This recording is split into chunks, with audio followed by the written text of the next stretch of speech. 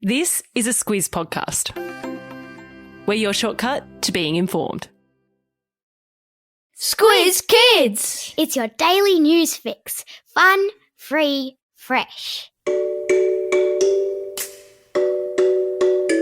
Good morning and welcome to Squiz Kids Today, your fresh take on what's happening in the world around you. I'm Bryce Corbett. It's Friday, June 24. In Squiz Kids Today, aid for Afghanistan's earthquake. Trumpet, the bloodhound, is best in show. 2 state of origins in one weekend, and Florida's biggest python. That's what's making news, kids style. The Lowdown. International aid agencies were scrambling yesterday trying to get into Afghanistan and help the thousands affected by a huge earthquake there, which is believed to have killed over 1,000 people and left many thousands more without shelter. The 6.1 magnitude earthquake struck early on Wednesday in an eastern province of Afghanistan. And while larger earthquakes have happened, the fact many people in this part of the world live in homes made of mud means the damage is far greater than it may have been in places where buildings are made more solidly. Add to the fact that since the Taliban took over the country, lots of aid agencies have been forced to leave, so it's hard to get help to the Afghans that need it most.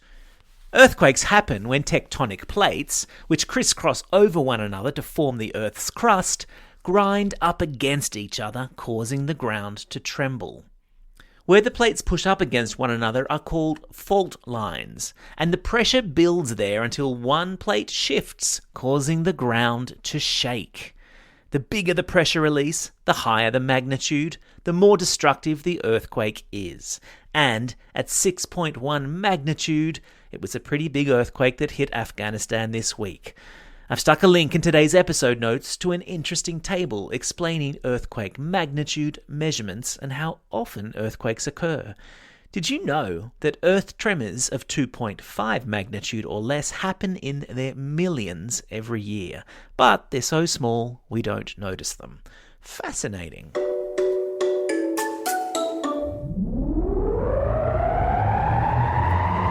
Spin the globe.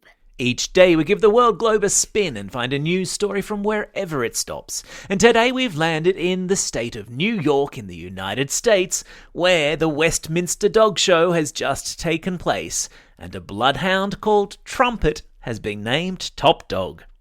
Trumpet beat a French bulldog called Winston, a German Shepherd, a Maltese, an English Setter, a Samoyed, and a Lakeland Terrier to take out the Best in Show trophy.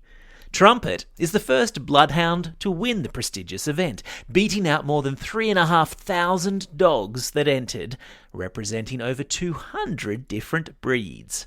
Go Trumpet! Squizzy, the newshound, will be so proud of you. I've stuck links to the dog show in today's episode notes, including video of my favourite bit, where grown adults sprint along awkwardly beside their dogs to get them to run. It's comedy and it's cute. What's not to love? Sport time! Lovers of all things sporting, you're in for a treat again this weekend, whether it be balls of the round or egg-shaped variety that you're into.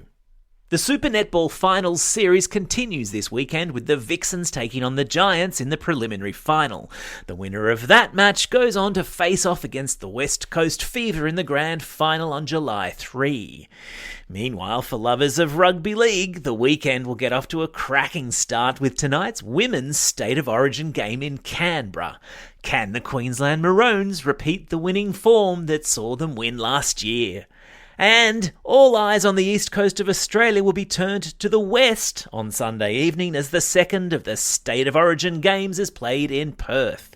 Can the Queensland Maroons wrap up the 3-game series with a back-to-back win? Or will a new-look New South Wales Blue side have what it takes to keep those banana benders at bay?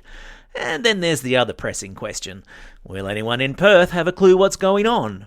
AFL, after all, is very definitely the sport of choice in that part of the world. May the best teams win, especially if they're wearing blue jerseys, but don't tell my kids I said that. Animal Kingdom. Look, if you're like me and the very sight of a snake makes your blood turn cold, then maybe close your ears for this segment. Wildlife rangers in Florida, in the United States, this week reported having captured the largest python on record. Measuring 5.5 meters in length and weighing just under 100 kilograms, the female Burmese python was pulled from waters in the southern US state, in what conservationists were yesterday describing as an important win. The Burmese python is an introduced species, and one which is causing havoc to the ecosystems of Florida. The pythons breed rapidly, and they prey on native wildlife, and a program has been introduced to try to control their numbers.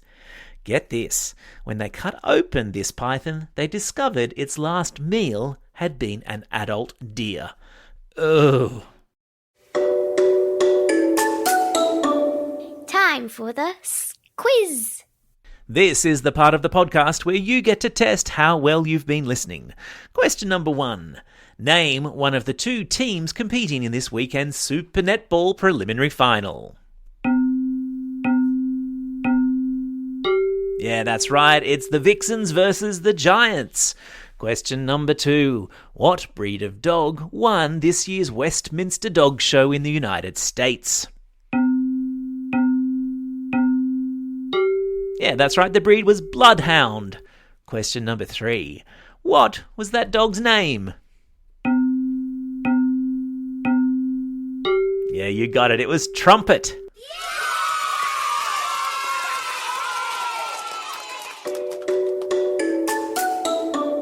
Shout-outs. It's June 24. Today is Matariki in New Zealand, which is the Maori New Year, celebrating the day that the Matariki constellation of stars is visible in the night sky. It's also a Friday, and that means a heap of birthday shout-outs for today and the coming weekend, for which I reckon we're going to need to crack out the old birthday reggae tune. Hit it! And it's a happy birthday today, too.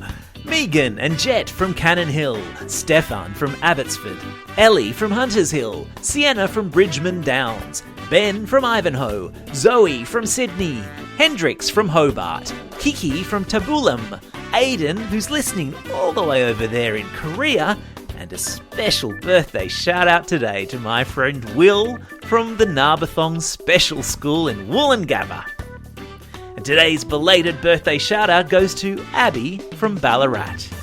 Not forgetting, of course, all of those kids celebrating a birthday over the coming weekend. Vivan from Rouse Hill, Fergus from Exeter, Shania from Altona Meadows, Theodora from Ringwood North, Zali from Wagga Wagga, Eve from Granton, Jonathan from Albany Hills, Ruby from Ilibana, Kalisha from Tumut, and Eli from Greensborough. And some special requests for classroom shout-outs this Friday. Goodbye and good luck to Mrs. Alcorn from Class 5-6 at Cannon Hill State School. Birthday wishes to Mr. Burke from Class 5-6B at Stockton Public School. And finally, a farewell to Chloe from Class F2 and Ms. Walsh at Hammond Park Primary School. Don't forget, if you've got a birthday coming up and you want a shout-out, or if you're after a classroom shout-out, drop us a line at squizkids@thesquiz.com.au. Well, that's all we have time for. Thanks for listening to Squiz Kids today. We'll be back again on Monday. In the meantime, I want you all to get out there and have a most excellent day. Over and out.